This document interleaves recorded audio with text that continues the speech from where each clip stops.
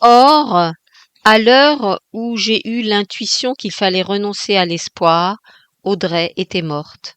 Elle est morte dans l'après-midi de dimanche, probablement tandis que, fatigué de tous et de moi-même, j'errais dans les allées du Racing près de Jacques, à qui je ne trouvais rien à dire, près de Jacques, avec qui j'étais douce une minute et indifférente celle d'après, dans un tel dégoût de tout. Maman a reçu la dépêche vers 7 heures. Non, elle avait dû mourir plus tôt alors. Mourir. Je me souviens quelle horrible, lourde mélancolie me tenait ce jour-là. La grande paix qu'avait donnée la visite aux bénédictines le matin s'était graduellement éloignée.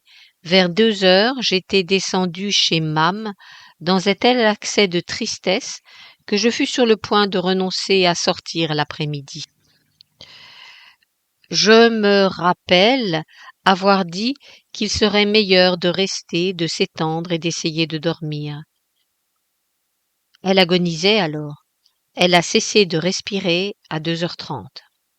Ce matin seulement, maman m'a apporté la dépêche reçue l'avant-veille et qu'elle ne s'était pas décidée à me donner, ce qui fait qu'hier encore, j'avais été dans une petite église de Passy, prier pour elle, mais comme la veille au soir, sans foi, sans paix. Ma peine bouleverse maman à un tel point que j'ai essayé qu'elle ne soit pas extérieure. J'ai donc été relativement impassible, sauf quand j'ai écrit à madame Baldwin, la suppliant de m'envoyer une photographie et un souvenir d'elle. Alors une amertume plus puissante que ma volonté et des larmes impossibles à retenir, laver ma figure, expédier la lettre, reparaître au déjeuner avec ma tête de tous les jours. Enfin, j'ai dépensé quelques grammes d'héroïsme aujourd'hui. Elle ne m'a écrit que 3 lettres cet hiver. Je les ai heureusement retrouvées et me suis un peu déchirée à les relire.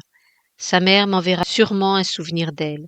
Nous nous étions rencontrés pour la première fois dans cet hôtel suisse de Maloja.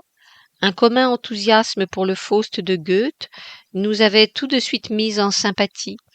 Elle m'invita à passer la soirée dans son petit salon, et là nous nous sommes parlé en étant sincères.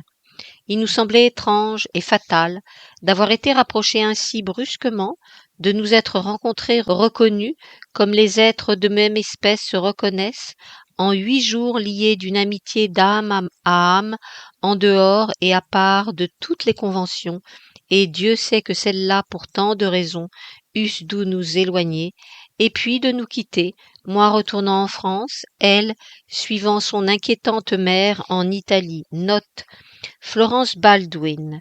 Le père d'Audrey et Gladys Deacon avait été abattu par l'amant de leur mère à Cannes en 1893.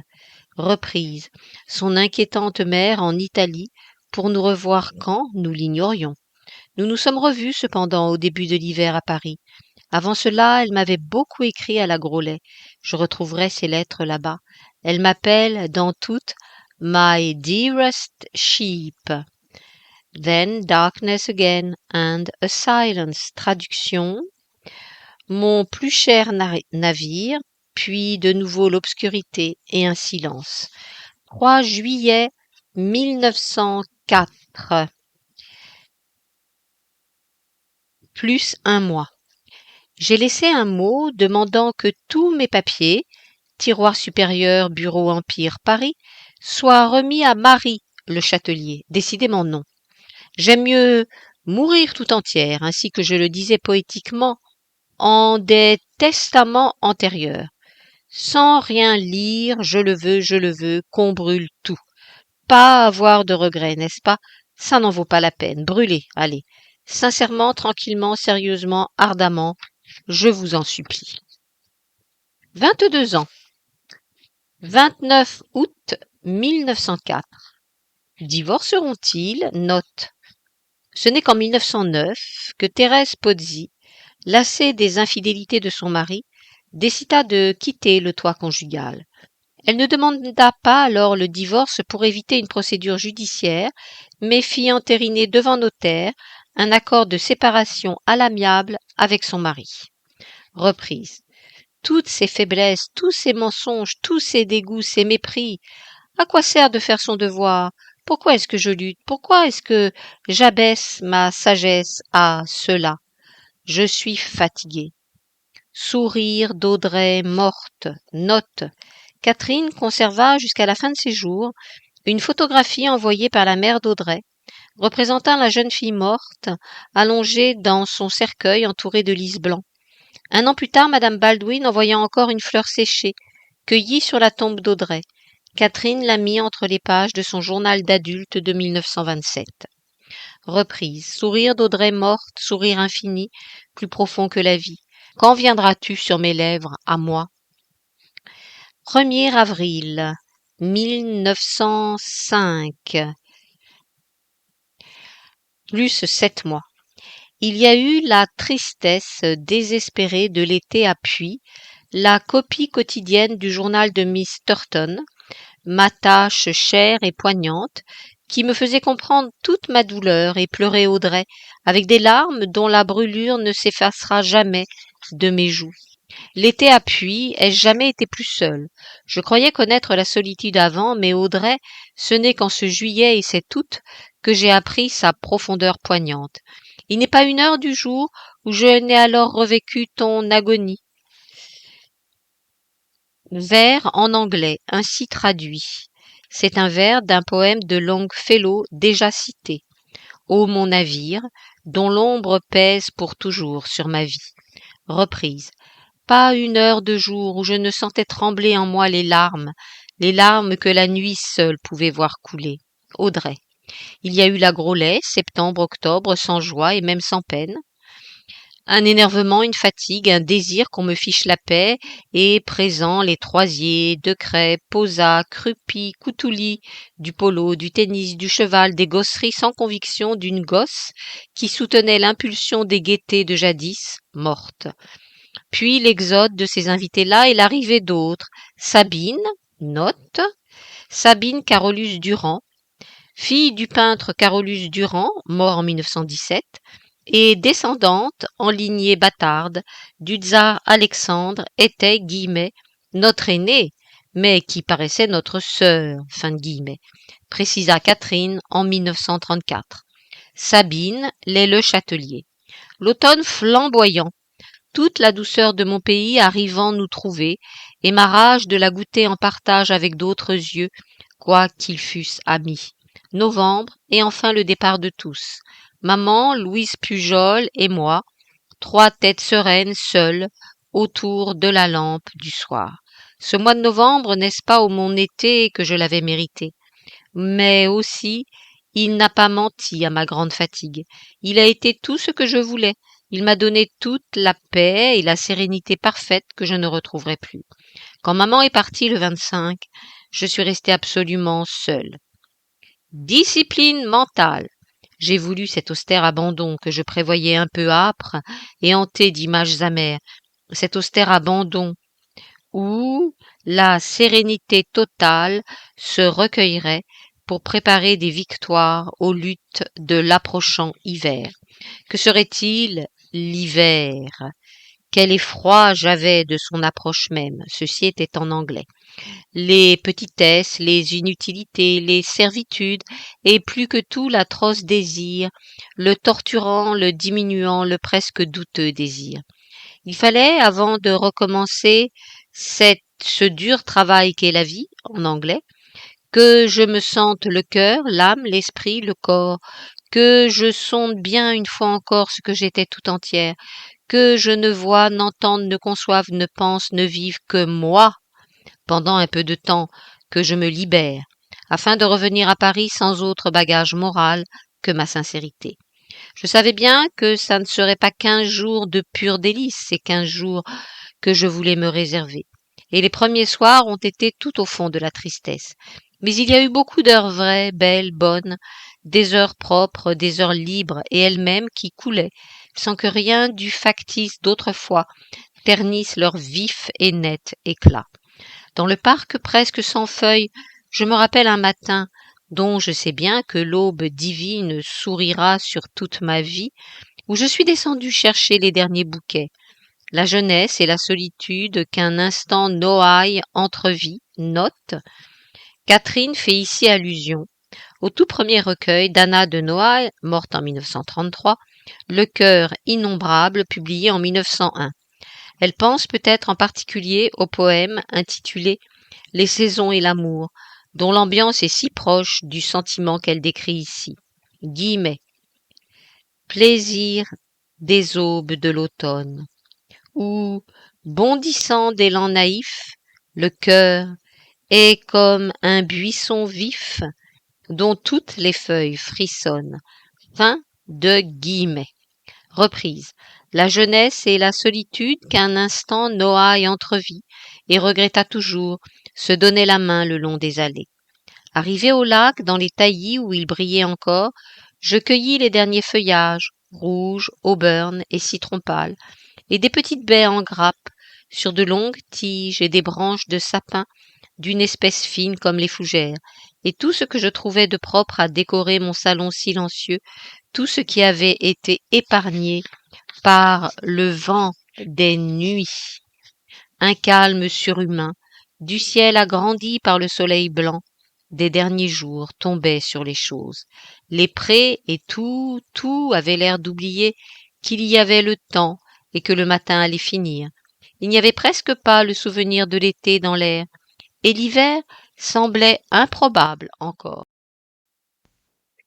Mais le parc entier, le pays, le ciel et la chère maison dans les arbres rêvaient comme exilés aux confins du monde, loin de tout. J'ai page partiellement déchirée. Libre de tout, comme la maison et la campagne. Il faut que je croie que le Dieu bon avait enlevé ce matin-là de l'espace pour les reposer un peu, le cœur de mes choses et le mien. À présent, je suis à Paris. Il a passé l'incroyable hiver. D'autres feuilles aux arbres de l'avenue étonnent déjà. Rêve d'un rêve. Parenthèse, j'ai vieilli, puisque je ne défends plus mon sentiment d'une haie d'ironie. Fin de parenthèse. Il a passé et fut meilleur que les autres, fut plus brave, plus libre, plus utile.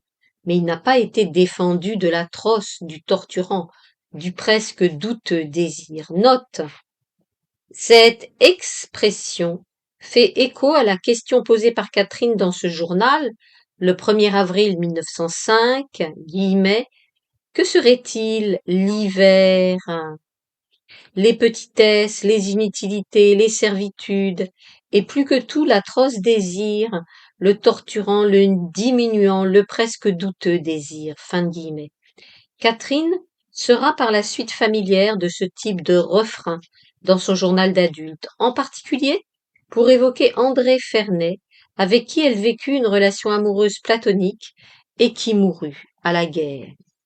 Reprise. Et si nous avons à peu près vaincu, page partiellement déchirée.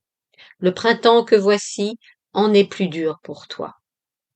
Page déchirée. Quand tu étais une petite flamme affolée de mon corps d'enfant, je te chantais pour te consoler en allemand. Sur tous les sommets s'étend le repos, et que tu reposerais une nuit, une grande nuit. Mais maintenant, tu guides ma main vers le pistolet à poudre sans fumée qui ne doit te servir que contre les ignobles voleurs. Mais la main lâche joue avec seulement et le pose, car pour ceci, tu ne souffres pas assez encore. Dimanche soir, 30 avril. Tu pleures, tu pleures. 30 avril plus 30 jours. Est-ce que c'est parce qu'avoir serré l'amour sur ton cœur, tu l'as chassé une fois de plus aujourd'hui? Est-ce parce que tu as compris que rien d'humain n'assouvirait l'immense désir de ton âme? Ton père t'a maudite l'autre jour, Cathy, après t'avoir assommé de coups parce que tu lui avais laissé voir une seconde que tu ne l'estimais pas. Note. Catherine venait de s'opposer violemment à son père. Celui-ci l'avait alors, dira-t-elle dans son journal d'adulte de 1921, guillemets, chassé de chez lui pour lui avoir témoigné qu'elle ne prenait pas son parti. Fin de guillemets. Catherine avait effectivement reproché à son père ses infidélités et en particulier sa durable liaison avec madame F et lui demandait de clarifier la situation en divorçant. Cette crise allait provoquer pour Catherine, entre autres conséquences plus ou moins heureuses, le premier de ses voyages en Angleterre, si libérateur pendant l'été 1905, voyage qu'elle obtint de faire seule, sans famille, ni femme de chambre, ni chaperon.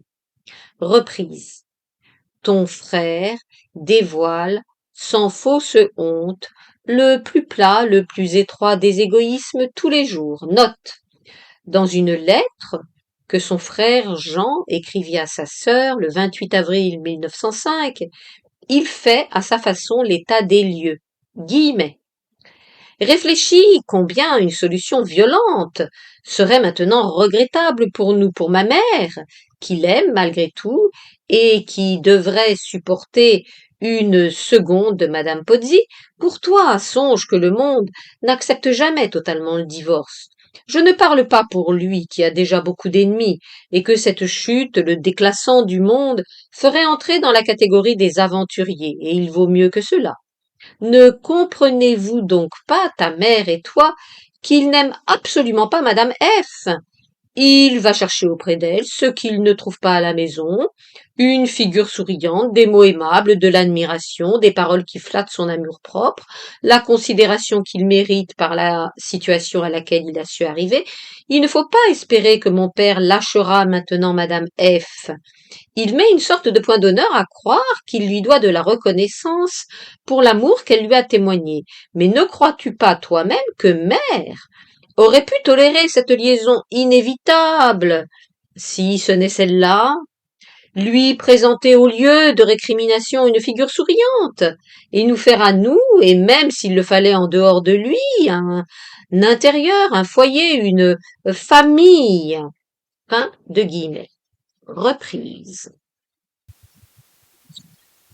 Ta mère est une petite enfant dont on a pitié sur la route parce qu'elle s'est confiée à nous et qu'on aime parce qu'elle est douce, parce qu'on lui a fait du mal, mais qui ne vous consolera jamais de rien, mais dont les yeux peuvent regarder longtemps les vôtres sans y deviner le désespoir. Note. Relisant en 1932 des lettres de sa jeunesse, Catherine nota guillemets. Hier, j'ai relu des lettres de 1909. Avec étonnement, trouvé une lettre à moi de mon père qui parle de la dureté de maman, de son orgueil, de sa volonté de tout ou rien. Reprise. Peuvent regarder longtemps les vôtres sans y deviner le désespoir. À quoi bon pleurer, Cathy? Tu ne tueras pas. Tu vivras encore, Cathy, demain et beaucoup d'autres jours. Tu porteras encore demain ton âme folle, ton esprit malade d'infini, ton cœur tremblant de désir, le long de la journée qui n'aura pas assez de minutes pour dire non à tous tes rêves. Sont-ce mieux que des rêves, mon Dieu? Donnez-moi le droit de mourir, dormir, puisqu'on ne peut pas les vivre, puisque malgré tout le courage et tout l'orgueil, on ne peut pas les vivre. 12 mai 1905, 9 heures du soir, plus 12 jours. Ivre de solitude, et ce n'est pas assez dire. Depuis que mon père m'a maudite, tout va beaucoup mieux dans la famille. Honteux, je pense, tout au fond de sa profonde mauvaise foi, de sa brutale et lâche violence passée, il n'ose pas me regarder, et tâche de se persuader que je n'existe pas, en ne me parlant plus. Et son inconscience rétablit l'équilibre en animant d'une amabilité inaccoutumée les conversations vagues échangées au repas. Jamais il ne s'était tant répandu en phrases autour de cette table sidérale. Maman et Mame font des frais. Jean prépare un sourire et recueille politiquement les faveurs que lui vaut ma disgrâce. Parenthèse. Jean. Je te donnerai un peu de mon trop d'orgueil quand tu voudras. Fin de parenthèse. L'ai-je aimé pourtant cette loque morale de père? Si j'avais supporté qu'il insulte une fois de plus maman, il y a 10 jours, sans montrer le grand mépris de mon cœur, je serais pourtant encore sa chère fille. Qui est-ce que j'aime au monde? À qui, à quoi est-ce que je tiens au monde? Que regretterais-je si je partais demain? Sans cœur ni sens, m'a-t-on nommé un soir de juste colère. Pourquoi t'aime-t-on, Cathy révoltée, Cathy méconnue? Tant de tendresse t'attache encore, tant de tendresses incompréhensibles, que tu n'as pas le courage de désespérer. 29 mai, plus 17 jours. Le roman de cet hiver. Ça n'a pas été un jeune homme, un blond jeune homme. Ah, bien plus baudelairien. Une jeune femme, attirante, tentante, tentaculante et spéciale. Note. Georgie Raoul Duval, née Ucart, d'origine américaine, était poétesse et romancière. Elle a publié entre autres Little Miss, An Unfinished Story, une histoire non finie, 1914, dédiée à son amie Audrey Deacon. Georgie allait mourir le 3 novembre 1913, victime, selon Catherine, d'aucune autre maladie que sa forme d'amour dominateur et lesbien. Celle-ci, dans son journal d'adulte du 1er novembre 1913, au moment de l'agonie de Georgie, se rappela la période décrite ici, guillemets. Quand la jolie féline sauvage entrait dans mon cœur, quand mes 22 ans commençaient cette lutte misérable, inoubliable, enivrante, où j'ai vaincu mon plus grand danger, fin de guillemets. Et pour l'un des anniversaires de la mort de Georgie, Catherine Pozzi résuma dans son journal du 1er novembre 1930 cette même dangereuse période où elle crut bien qu'elle allait s'abandonner au plaisir d'être aimée. Guillemets. Première tentation de cette existence, première victoire, premier parfum, premier usage de la force, premier hommage au vrai amour, première fidélité, le trouble. Fin de guillemets. Grâce à toi, a passé dans ma vie. Premier refus. Reprise. Une jeune femme attirante, tentante, tentaculante et spéciale, la maîtresse de Marie de Régnier Gérard Douville. Note. À l'époque où Catherine fit sa connaissance et faillit se laisser tenter par le saphisme, Georgie Raoul Duval avait déjà été la maîtresse de Willy vers 1902. Elle aurait inspiré le personnage de Rézy dans Claudine en ménage de Colette. La maîtresse donc de Willy vers 1902 et d'une des 3 filles de José Maria de Heredia. Marie de Régnier, qui signait poèmes et romans d'analyse du cœur féminin sous le pseudonyme masculin de Gérard Douville, Marie de Régnier Gérard Douville publia, après ses premiers vers dans la Revue des Deux Mondes en 1894 et L'Inconstante en 1903, un deuxième roman, L'esclave amoureuse, en cette même année 1905. Reprise. Phoebe m'a dit, quelques semaines avant que je la rencontre, méfiez-vous, elle est très dangereuse pour vous, avec son sourire si absolument ironique et bon cependant. Phoebe n'a pas voulu dire plus. Moreno ajouta plus tard, note, la comédienne, Marguerite Moreno, morte en 1948, de son vrai nom Marguerite Monceau, muse des cercles symbolistes, amie de Mallarmé, Colette, Samuel Pozzi, était l'épouse de Marcel Phoebe depuis 1900.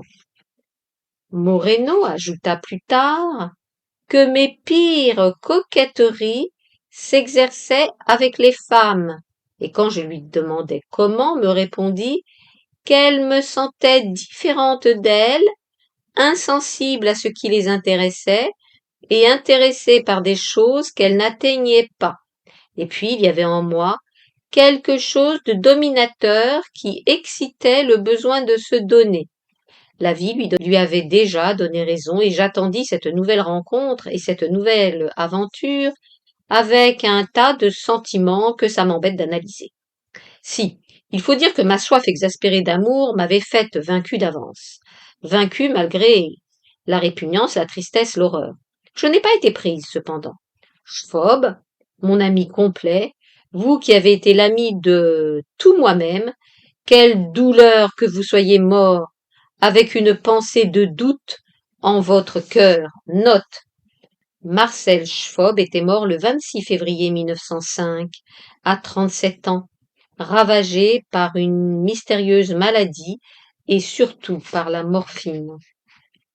Reprise.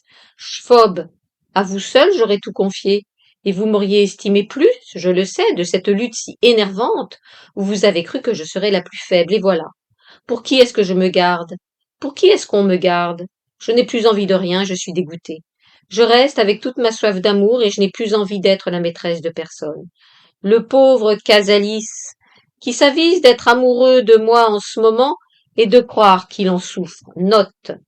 Probablement le fils du docteur Henri Casalis et le frère de son ami Magali. Je voudrais un être pur. Genuine, not all made up. Sincère, pas fabriqué de toutes pièces. Propre, neuf et simple, quoique sensitif et beaucoup d'autres choses, non, ça n'existe pas. Le mieux, je n'ose pas l'écrire et pourtant, les hommes qui vont voir des filles quand leur corps a besoin de caresses, sans chercher plus loin ni plus compliqué, sont dans la voie sage, ils sont libres de l'amour après cela. Si j'étais un homme, j'arriverais bien à l'entente cordiale entre Psyché et cette sacrée chair. Note. Entente cordiale. Allusion à l'entente cordiale signée entre la Grande-Bretagne et la France à la suite de la Révolution de 1830. Mais en ce début de siècle, devant l'essor de l'Allemagne, Paul Cambon, ambassadeur de France en Grande-Bretagne, avait dû œuvrer au règlement des différends pendants entre les deux pays. Ces accords complémentaires venaient d'être signés en avril 1904. Autre note, entente cordiale entre Psyché et cette sacrée chair, note, le mythe grec de Psyché symbolise la personnification de l'âme à la recherche de son idéal, triomphant de toutes les épreuves et finalement admise au nombre des dieux. La belle Psyché put s'unir au dieu amour. 7 juillet 1905, Paris. De retour de Vichy depuis hier. Vichy, concours hippique, mon cheval 5 prix, le salon Sévigné et les après-midi passés étendus sur le vieux divan canapé vert, dans le parfum des roses, les après-midi immobiles et ardents. Le vieux monsieur Mavrocordato, grec et riche, à qui est revenu notre salon maintenant là-bas, et qui maintenant repose sur le vieux canapé froissé et confortable, doit respirer dessus, s'il a tant soit peu de sensibilité, une atmosphère bien excitante. En revoyant mon père, j'ai une dernière fois, pour les autres, aidé à ce qu'il puisse rétablir des rapports d'entente apparente, et lui ai dit bonsoir la première, malgré l'horrible image de lui qui restait au fond de moi et ne partira jamais, mon Dieu. Mais qui dira ce qui a lieu dans cet être incomplet et factice? S'est-il persuadé à la longue qu'il était le héros et moi la brute? Je le croirais. Il possède une telle lèpre de mensonge, j'allais dire force. J'ai mis lèpre à la place, ce qui vaut mieux. Enfin, il m'a à peu près tourné le dos et continué à répandre, en gestes et demi-mots et silence, l'assurance que je ne suis plus sa fille. Hélas, qui de nous trois a jamais été son enfant? L'inexprimable pauvreté morale de cet homme que tout Paris admire ou envie. On m'envoie à Brighton, probablement dans quelques jours à la place de maman, à qui la traversée ferait mal. Voir Jack. Note. Thérèse Pozzi a placé son dernier fils, Jacques, dans un collège anglais pour le dompter, selon Catherine. Elle reproduisit l'expérience en 1907 alors que sa fille séjournait à Oxford. Reprise. J'ai mis comme condition de mon départ que je voulais y aller seule. Si j'obtiens cela, ma vie, ma jeune, ma nerveuse, ma sage, ma belle, ma vivante vie, c'est la grande porte ouverte. N'y passeriez-vous que le bout de vos mains étendues, il faudra bien qu'elle cède enfin et s'ouvre tout à fait et vous laisse partir et pour toujours. Qui me retiendra après? J'écrivais à Marie, le Châtelier, avant-hier, pourquoi je voulais tant ce voyage ainsi permis. Un précédent, un merveilleux précédent. La chose qu'on a faite une fois et qu'on ne peut plus vous empêcher de refaire. La première liberté qui vous donnera, parce qu'il le faut, la liberté. Qui m'empêchera après de partir encore, aux grandes trouées de soleil où je vais enfin entrer avec toute ma force et mon courage, ma vie, ma chère, ma nerveuse et sage et puissante vie. Enfin vous êtes à moi, et nous quitterons toutes les vieilles misères, et nous jetterons par-dessus les moulins toutes les vieilles chaînes, et nous oublierons immédiatement tout ce qu'on nous avait appris qui n'était pas à nous, et nous n'aimerons plus les vieilles faiblesses. Dans notre grande sincérité, celle-là, qu'Audrey seule a aimée, nous partirons encore, et nous irons nous faire casser la tête ailleurs. 23 ans. 18 novembre 1905. La Groslay. En anglais, j'ai appris ce qu'était le travail. Cependant, 27 novembre 1905, 10 jours plus tard, en anglais. Traduction. Note. Après le vers ou la phrase j'ai appris ce qu'était le travail cependant, la note est la suivante. À partir de cette date, Catherine, qui a passé 3 semaines en Angleterre durant cet été, va partiellement écrire son journal en anglais. Il ne semble pas que ce soit par besoin de le rendre incompréhensible à ses proches. Son père et son frère savaient l'anglais, mais par désir d'utiliser une langue qui pour elle représentait plus que jamais un idéal de culture et d'indépendance. Suite, 27 novembre 1905, en anglais, traduction. Être un sujet d'étonnement pour les autres? Faire tant d'histoires du pauvre, vous savez? Développe-toi toi-même. Développe-ton-toi. 13 décembre plus un mois. Ce que fut cet été. Mon été a commencé avec ce que j'écrivais ici le 7 juillet dernier avant mon départ pour Brighton. La grande porte ouverte par vous, ma vie. Oh, comme vous étendiez les mains. De ces 3 semaines, les premières que j'ai jamais eues, la seule tranche de temps en laquelle j'ai vraiment conscience d'avoir mordu, je n'ai rien noté. À quoi bon? Toutes ces minutes sont impérissables, j'ai été heureuse. Quelle splendide, insoupçonnée puissance de bonheur j'ai trouvé en moi. 2 pages découpées. Londres, qui m'avait été offerte ainsi à moi toute seule. Miracle de force, d'énergie, de contemplation. Je vous ai compris, possédé, créé en moi, quelle clarté, quelle profondeur, quelle joie. Cathy, rêve au vent qui descendiez la Tamise sur le vapeur lourd. N'avez-vous pas senti battre dans votre cœur tout le monde parce que simplement vous étiez libre de tout? Après le retour, non pas le réveil, le chloroforme. Chloroforme à petite dose, sous lequel on agit tout de même. Août, promener dans le Schwarzwald avec maman, forêt noire. Aux lourdes chênes. Septembre, à Fontainebleau, chez les Le Châtelier. Octobre, à la Groslay. Là, j'ai appris, laissant Sabine à Jean et Tardy à Sabine, la paix que le travail peut donner à ceux qui sont fatigués de l'espoir. Note. Sabine, Carolus Durand, qui, selon le journal d'adulte de Catherine Pozzi de 1913, avait osé lui parler d'amour, était alors la maîtresse de Jean Pozzi. Reprise.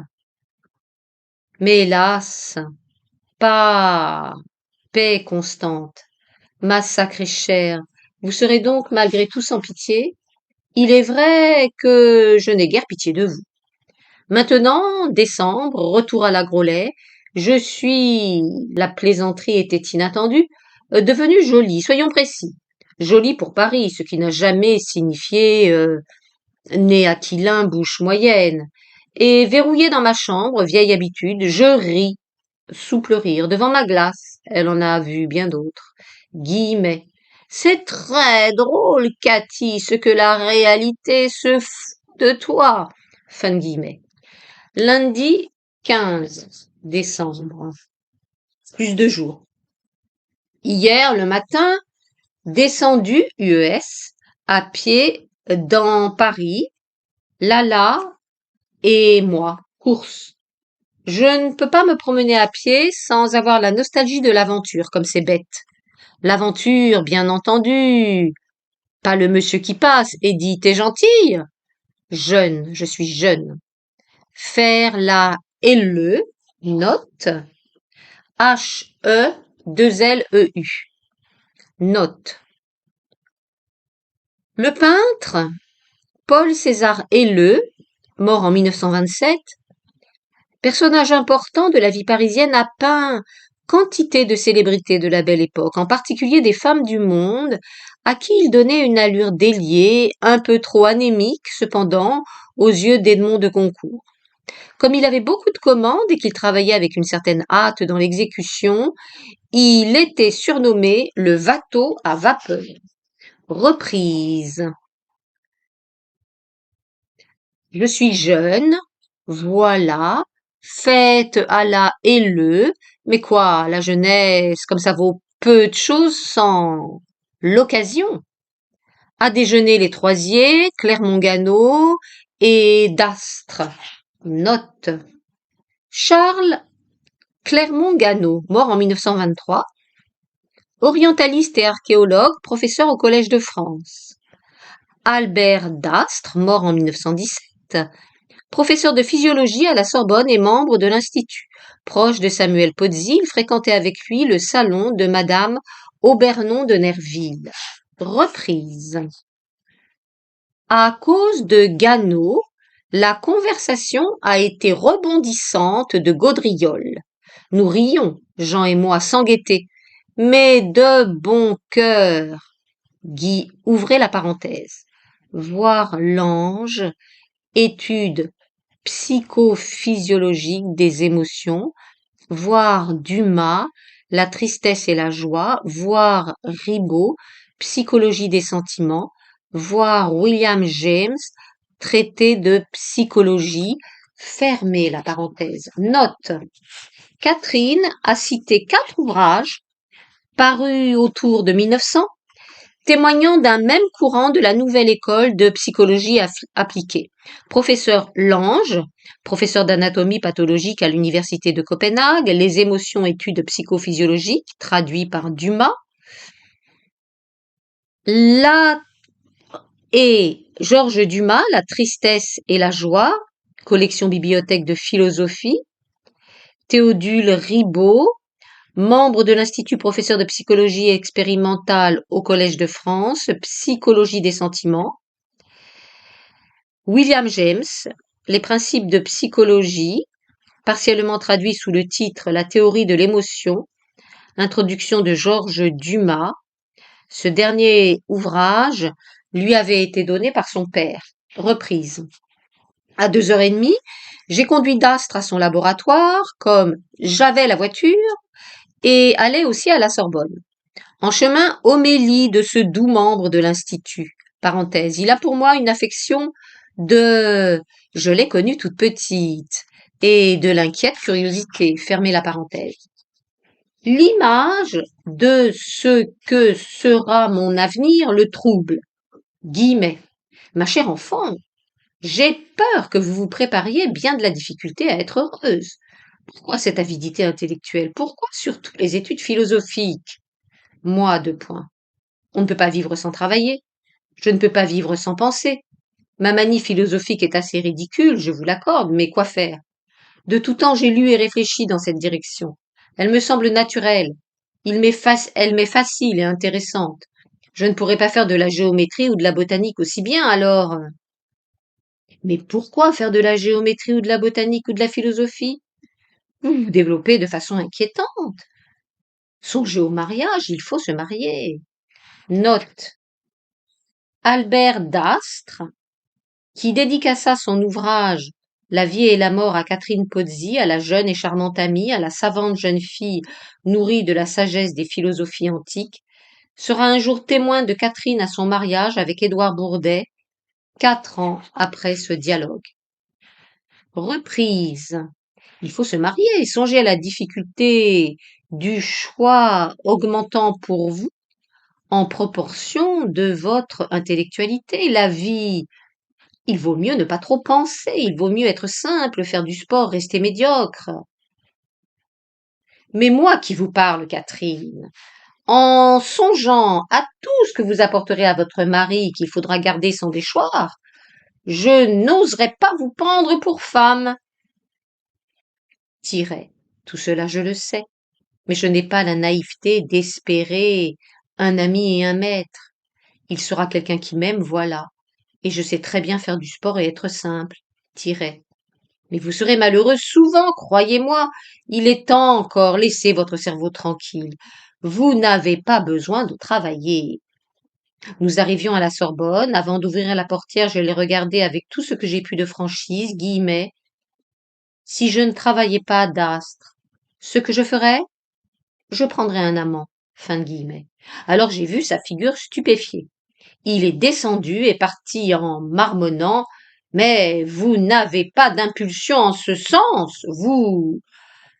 Mais je ne vois pas. Et puis il a vu, l'instant suivant peut-être, à l'amertume de mon vous croyez, car il m'a serré les mains avec quelque nervosité et s'est enfui en me priant de venir à lui pour des conseils si jamais j'en voulais. Des conseils, mon Dieu. D'Astre m'ayant fait manquer le cours de Séhaï, note. Gabriel Séhaï, mort en 1922, écrivain philosophe et auteur d'études de critique esthétique. J'ai marché dans le quartier jusqu'à ce que l'heure de la conférence aux hautes études soit là.